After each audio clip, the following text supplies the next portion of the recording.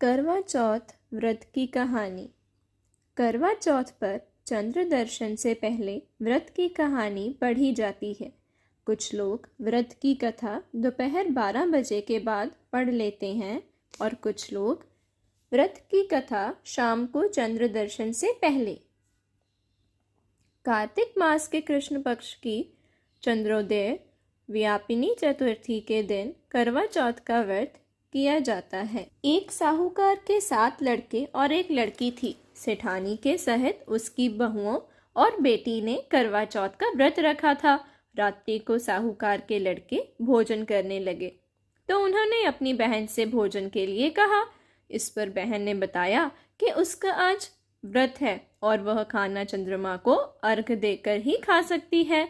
सबसे छोटे भाई को अपनी बहन की हालत देखी नहीं जाती और वह दूर पेड़ पर एक दीपक जलाकर चलनी की ओट में रख देता है, जो ऐसा प्रतीत होता है जैसे चतुर्थी का चांद हो।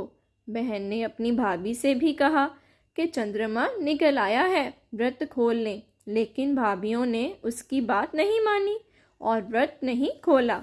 बहन को अपने भाइयों की चतुराई समझ में नहीं आई और उसे देखकर करवा उसे अर्घ देकर खाने का निवाला खा लिया।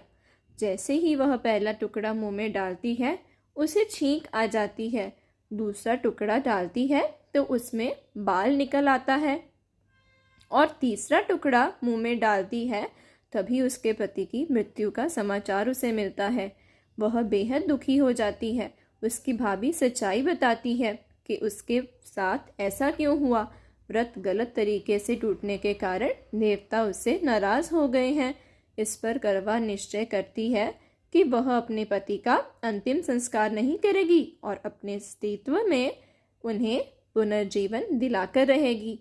शोकातुर होकर वह अपने पति के शव को लेकर 1 वर्ष तक बैठी रही और उसके ऊपर अगने वाली घास को इकट्ठा करती रही। उसने पूरे साल की चतुर्थी को व्रत किया और अगले साल कार्तिक कृष्ण चतुर्थी फिर से आने पर उसने पूरे विधि विधान से करवा चौथ व्रत किया। शाम को सुहागनों ने से अनुरोध करती है कि यम सुई ले लो, पिय सुई दे दो, मुझे भी अपनी जैसी सुहागिन बना दो, जिसके फलस्वरूप करवा माता और गणेश जी के आशीर्वाद से उसका पति पुनः जीवित हो गया। जैसे गणपति और करवा माता ने उसकी सुनी वैसे सभी की सुने, सभी का सुहाग अमर हो।